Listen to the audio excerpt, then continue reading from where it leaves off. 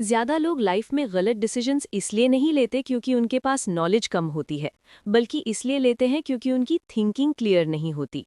हम सब सोचते हैं कि हम लॉजिकली सोच रहे हैं, लेकिन रियलिटी ये है कि हम अक्सर इमोशंस, अजम्पशंस और मेंटल नॉइज के बेस पर रिएक्ट करते हैं।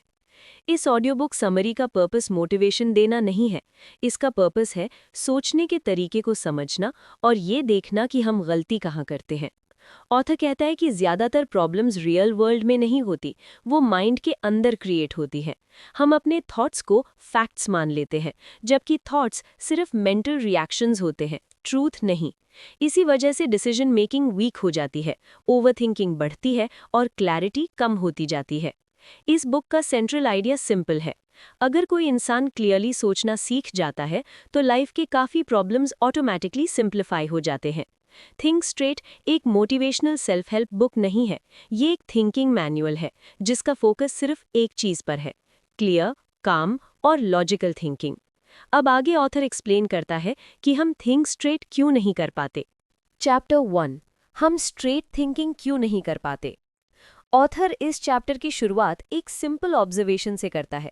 ज्यादातर लोग ये मानते हैं कि उनकी प्रॉब्लम सिचुएशंस है, लेकिन ऑथर कहता है कि एक्चुअल प्रॉब्लम सिचुएशंस नहीं, बल्कि उन सिचुएशंस के बारे में सोचने का तरीका होता है। ऑथर के अकॉर्डिंग हमारी थिंकिंग तीन मेजर चीज़ों से डिस्टॉर्ट हो जाती है। पहला, इमोशंस।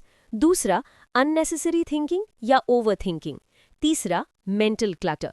ये तीनों मिलकर क्लैरिटी को कम कर देते हैं। ऑथर एक्सप्लेन करता है कि हम अक्सर अपने थॉट्स को फैक्ट समझ लेते हैं। जब हम किसी चीज़ के बारे में सोचते हैं तो हम मान लेते हैं कि जो सोच रहे हैं वो रियलिटी है। लेकिन ऑथर क्लियरली कहता है कि थॉट्स रियलिटी नहीं होते। थॉट्स सिर्फ मेंटल रिस्पॉन्सेज होते हैं जो पास्ट एक्सपीरियंस, फियर, एक्सपेक्टेशन और इमोशन से बनते हैं। इस वजह से क्या होता है, हम सिचुएशंस को ऑब्जेक्टिवली नहीं देख पाते। हम चीज़ों को जैसे हैं वैसे नहीं, बल्कि जैसे हम फील कर रहे होते हैं वैसे इंटरप्रेट करते हैं।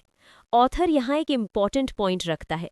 सोचना एक स्किल है, लेकिन ज़्यादातर लोगों ने कभी ये स्किल कॉन्शियसली डेवलप ही नहीं की। हम रिएक्ट करना सीख जाते हैं, लेकिन क्लियरली थिंक करना नहीं। इस चैप्टर में ऑथर ये भी बताता है कि जब माइंड क्लटर्ड होता है तो छोटी प्रॉब्लम्स भी बड़ी लगने लगती हैं। थॉट्स एक के बाद एक आते रहते हैं, लेकिन कोई क्लियर डायरेक्शन नहीं होती। इस स्टेट में डिसीजन लेना मुश्किल हो जाता है और इंसान कंफ्यूजन में रहने लगता है। ऑथर का कहना है कि जब तक हम ये एक्सेप्ट नहीं करते कि हमारी थिंकिंग फ्लॉड हो सकती है, तब तक हम उसे इम्प्रूव नहीं कर सकते। इसलिए इस बुक का पहला स्टेप ये है, ये समझना कि हम नेचुरली हमेशा क्लियरली नहीं सोचते। क्लियर थिंकिंग एफर्ट मांगती है, और इस एफर्ट की शुरुआत अपनी गलत सोच को पहचानने से होती है। चैप्टर 2, इमोशंस और थिंकिंग का रिलेशन। इस चैप्टर में ऑथर इमोशंस पर फोकस करता है। ऑथर सबसे पहले ये क्लियर करता है कि इमोशंस खुद में बुरी चीज़ नहीं होते। इमोशंस नेचुरल होते हैं। ये हमें इन्फॉर्मेशन देते हैं कि हम किसी सिचुएशन को कैसे एक्सपीरियंस कर रहे हैं। प्रॉब्लम इमोशन से नहीं होती। प्रॉब्लम तब होती है जब इमोशंस डिसीजन मेकिंग को कंट्रोल करने लगते हैं। ऑथर कहता है कि जब हम इमोशनल स्टेट में होते हैं तो हमारी थिंकिंग नैरो हो जाती है। हम सिर्फ करंट फीलिंग को देखते हैं, लॉन्ग टर्म कॉन्सिक्वेंसेस को नहीं। एग्जाम्पल के तौर पर, जब इंसान गुस्से में होता है तो उसे सिर्फ अपना पॉइंट दिखाई देता है। जब फियर में होता है तो उसे सिर्फ वर्स्ट केस सिनेरियोज दिखते हैं। ऑथर एक्सप्लेन करता है कि इमोशनल थिंकिंग में लॉजिक टेम्परेरली वीक हो जाता है। इस वजह से डिसीजंस इम्पल्सिव हो जाते हैं और बाद में रिग्रेट क्रिएट होता है। यहाँ ऑथर एक इम्पॉर्टेंट डिस्टिंक्शन करता है। वो कहता है, इमोशन को फील करना गलत नहीं है, लेकिन इमोशन के बेस पर डिसीजन लेना रिस्की है। इसलिए ऑथर सजेस्ट करता है कि जब भी इमोशन स्ट्रांग हो, डिसीजन को थोड़ा डिले कर देना चाहिए। टाइम देने से इमोशन का इंटेंसिटी कम होता है और थिंकिंग कंपैरेटिवली क्लियर हो जाती है। ऑथर का मानना है कि काम माइंड ही क्लियर माइंड होता है और क्लियर माइंड ही बेटर डिसीजंस ले सकता है। इस चैप्टर का कोर मैसेज ये है, इमोशंस को इग्नोर नहीं करना है, लेकिन उन्हें स्टीयरिंग व्हील देना भी नहीं है। इमोशंस को सिग्नल की तरह यूज करो, कमांड की तरह नहीं। चैप्टर 3, ओवर थिंकिंग, जब सोच का कोई रिजल्ट ना हो। इस चैप्टर में ऑथर ओवरथिंकिंग के कॉन्सेप्ट को क्लियरली डिफाइन करता है। ऑथर कहता है कि ओवरथिंकिंग और थिंकिंग सेम चीज नहीं है। थिंकिंग का पर्पस होता है क्लैरिटी तक पहुंचना। ओवरथिंकिंग का कोई क्लियर पर्पस नहीं होता। ओवरथिंकिंग में इंसान एक ही थॉट को बार बार रिपीट करता रहता है, लेकिन किसी कंक्लूजन पर नहीं पहुंचता। ऑथर इसे मेंटल बिजी वर्क कहता है। दिमाग बिजी होता है, लेकिन प्रोग्रेस जीरो होती है। ओवरथिंकिंग का एक कॉमन साइन ये है कि इंसान हर पॉसिबल आउटकम के बारे में सोचता है, लेकिन एक्चुअल एक्शन को कंटिन्यूअसली डीले करता रहता है। ऑथर बताता है कि ओवरथिंकिंग अक्सर फियर से आती है। गलत डिसीजन लेने का डर, फेलियर का डर या दूसरों के ओपिनियन का डर। इस फियर की वजह से हम सोच को सेफ लगने वाली जगह बना लेते हैं। हमें लगता है कि सोचते रहना एक्शन लेने से ज्यादा सिक्योर है। लेकिन ऑथर के अकॉर्डिंग ये सिर्फ इल्यूजन होता है। ओवरथिंकिंग क्लैरिटी नहीं देती, ये सिर्फ एंग्जाइटी क्रिएट करती है। ऑथर एक इम्पॉर्टेंट लाइन के थ्रू ये बात क्लियर करता है। अगर आपका सोचना आपको एक्शन के करीब नहीं ले जा रहा, तो वो प्रोडक्टिव थिंकिंग नहीं है। इस चैप्टर में ऑथर ये भी एक्सप्लेन करता है कि ओवरथिंकिंग तब और बढ़ जाती है जब हम चीज़ों को वेग रखते हैं। जब प्रॉब्लम क्लियरली डिफाइंड नहीं होती, तो माइंड उसे छोड़ नहीं पाता। इसलिए ऑथर का सजेशन ये है कि थिंकिंग का एंड हमेशा किसी फॉर्म के डिसीजन या नेक्स्ट स्टेप पर होना चाहिए। अगर सोच का कोई आउटपुट नहीं, तो उसे कंटिन्यू करने का भी कोई रीजन नहीं। इस चैप्टर का सेंट्रल मैसेज सिंपल है। सोच तब तक यूजफुल है जब तक वो क्लैरिटी क्रिएट करे। जैसे ही सोच सिर्फ रिपीट होने लगे, उसे स्टॉप कर देना चाहिए। चैप्टर 4, लिखना, क्लियर थिंकिंग का प्रैक्टिकल टूल। इस चैप्टर में ऑथर एक प्रैक्टिकल प्रॉब्लम पर बात करता है। ऑथर कहता है कि ज्यादातर लोग सोचते हैं कि वो सिर्फ दिमाग में सोचकर क्लैरिटी तक पहुंच सकते हैं, लेकिन ऑथर इस अजम्पशन को गलत मानता है। उसके अकॉर्डिंग माइंड क्लैरिटी के लिए बना ही नहीं होता। माइंड आइडियाज जनरेट करता है, लेकिन उन्हें ऑर्गेनाइज नहीं करता। इसी वजह से जब हम सिर्फ दिमाग में सोचते रहते हैं, तो थॉट्स एक दूसरे में मिक्स होते रहते हैं। प्रॉब्लम क्लियर होने के बजाय और ज्यादा कंफ्यूजिंग हो जाती है। ऑथर यहाँ राइटिंग को इंट्रोड्यूस करता है एज अ थिंकिंग टूल। उसका कहना है, जब आप लिखते हो तो आप सोच को स्लो कर देते हो, और स्लो थिंकिंग ही क्लियर थिंकिंग होती है। लिखने से क्या होता है, थॉट्स विजिबल हो जाते हैं। आप देख पाते हो कि कौन सा थॉट इंपॉर्टेंट है और कौन सा सिर्फ noise. Author journaling, simple notes और लिस्ट्स को रेकमेंड करता है। कोई कॉम्प्लेक्स मेथड नहीं, सिर्फ बेसिक राइटिंग। इस चैप्टर में ऑथर एक और बात क्लियर करता है। राइटिंग का पर्पस इमोशंस निकालना नहीं है, राइटिंग का पर्पस क्लैरिटी बनाना है। इसलिए ऑथर सजेस्ट करता है कि लिखते वक्त चीज़ों को सिंपल रखा जाए। प्रॉब्लम क्या है, मेरे कंट्रोल में क्या है, और नेक्स्ट स्टेप क्या हो सकता है। ऑथर के अकॉर्डिंग जब तक प्रॉब्लम क्लियरली लिखी नहीं होती, तब तक वो प्रॉपरली सॉल्व भी नहीं हो सकती। इस चैप्टर का सेंट्रल आइडिया ये है, आप अपने माइंड के अंदर क्लियर स्ट्रक्चर एक्सपेक्ट नहीं कर सकते। स्ट्रक्चर बाहर क्रिएट करना पड़ता है, और राइटिंग उस स्ट्रक्चर को क्रिएट करने का सबसे सिंपल और इफेक्टिव टूल है। चैप्टर 5, डिसीजन मेकिंग, सिंप्लीफाई करना क्यों जरूरी है। इस चैप्टर में ऑथर डिसीजन मेकिंग पर फोकस करता है। ऑथर कहता है कि ज्यादातर लोग डिसीजंस लेने में इसलिए थक जाते हैं क्योंकि उनके पास डिसीजंस बहुत ज्यादा होते हैं। हर छोटी बात पर डिसाइड करना मेंटल एनर्जी कंज्यूम करता है, और जब मेंटल एनर्जी कम हो जाती है तो इम्पॉर्टेंट डिसीजंस वीक हो जाते हैं। ऑथर इस कॉन्सेप्ट को डिसीजन फटीग के थ्रू एक्सप्लेन करता है। जितने ज्यादा डिसीजंस, उतनी कम क्वालिटी की थिंकिंग। ऑथर ये भी बताता है कि सक्सेसफुल लोग ज्यादा इंटेलिजेंट इसलिए नहीं होते क्योंकि उनका दिमाग अलग होता है, बल्कि इसलिए होते हैं क्योंकि वो अपनी लाइफ में डिसीजंस कम रखते हैं।